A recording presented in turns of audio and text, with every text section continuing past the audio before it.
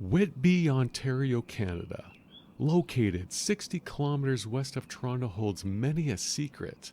What with Camp X, the former super spy training World War II site that many believe is still active in operation as an underground facility under the guise of kid-friendly Intrepid Park. But with Canuck espionage mysteries, the Wit also has that of a murder mystery as well. And let me tell you folks, it's one hell on wheels of a ride inside a junction station.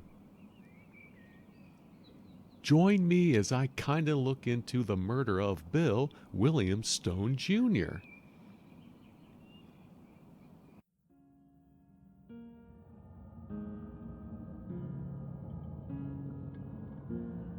King of the Canadian Hill, make a murder in our Ontario.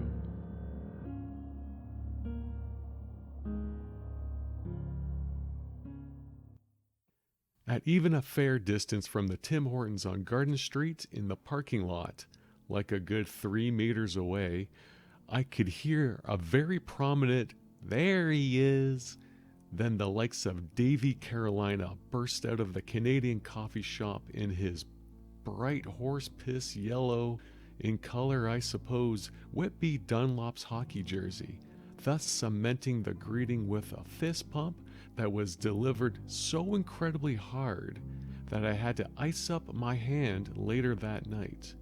"Let me tell you about some guy getting murdered at the train station across the way, my friend."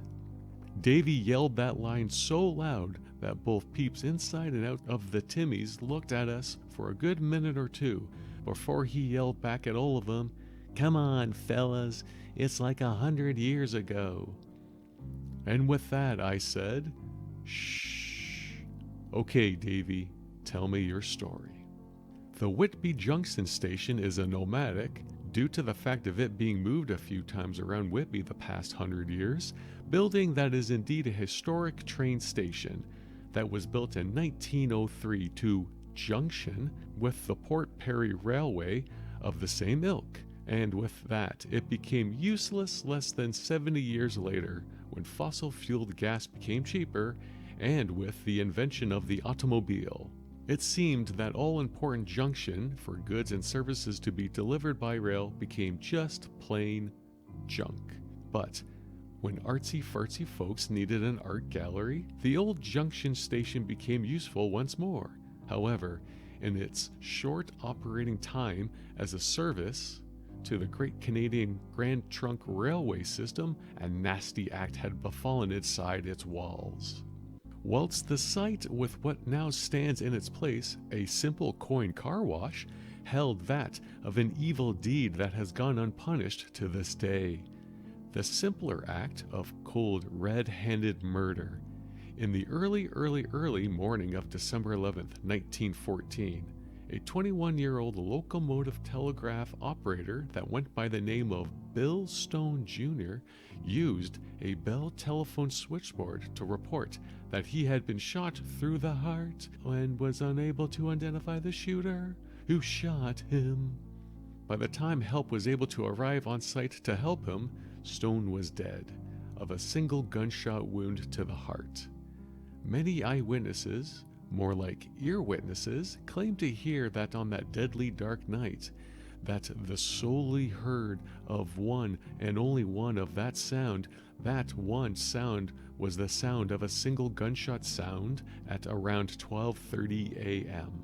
What was even more kind of odd, I guess, at the time, is that when the detecting authorities started their investigation, they found that there was one and only one large bloody handprint close to the body that they believe was caused by applying pressure to the gunshot wound to the chest area. And with the victim's hands being completely free of any blood stains, it seemed that someone tended to help save the life after attempting to kill it, which they did at the end there. Also, the junction station itself was not burgled at all, with all cash money, valuable equipment, and personal items still on site of the crime. And one last thing, zero gunpowder residue on the body and clothing. This led detectives to believe that Stone was shot from a far distance away, and if the target was indeed the heart, then the shot came from someone with incredible skill at the gun. Then the belief was that the killer being a professional killer of some sort. But 'tis why was young Bill Stone Jr. on this horrendous human's list? Why indeed? Whilst questioning people of interest / notable ne'er-do-wells, it was brought to the investigative authorities' attention that Will Billy Stone Sr., Bill Willie Jr.'s father, was found dead, run over by the very same train his son was telegraphing messages for. That may or may not have been carrying World War I top secret information. Shortly after talking to them about the fact that he might have shot his son accidentally in an attempt to get some money for the devil's drink, sweet, sweet whiskey. More odd, and pretty much incredibly false, information came to light after the deaths of Bill and Will Jr. and Sr., that of a young Stone having an affair with that of a daughter whose father was the great J.F. Paxton, that was a prominent Ontario hockey architect, but also sheriff, police commissioner of Ontario County, the North GTA, York, and most of Simcoe by today's standards, who was forced to end this scandalous courtship by simple act of getting one of his highly skilled officers to do away with old Billy, as told by Davy Carolina.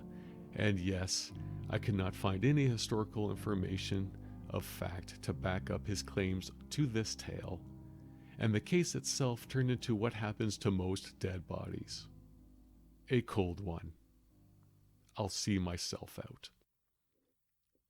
Whatever the case may be for poor old Bill Stone Jr., it being that of a murder for love, hate, or a gambling debt that was owed to 1920s gangster that went by the name of Norman Red Ryan, that's my hunch at this point in time, and no, I have no evidence to back that crap up.